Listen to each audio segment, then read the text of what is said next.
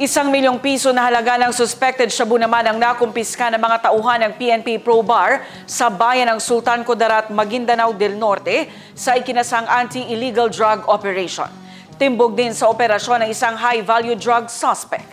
Ang detalye mula kay Naptali Bendol. Kulong ang isang alias Soy matapos positibong mabilhan ng nasa 150 grams ng suspected shabu ng isang pulis na nagpanggap na poster buyer.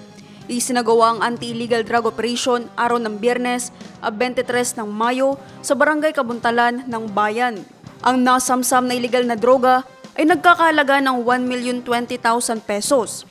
Na-recover din ng otoridad ang isang cellphone at buy bust money. Haharap ang naarestong individual sa kasong paglabag sa Republic Act No. 9165 o ang Comprehensive Dangerous Drugs Act of 2002.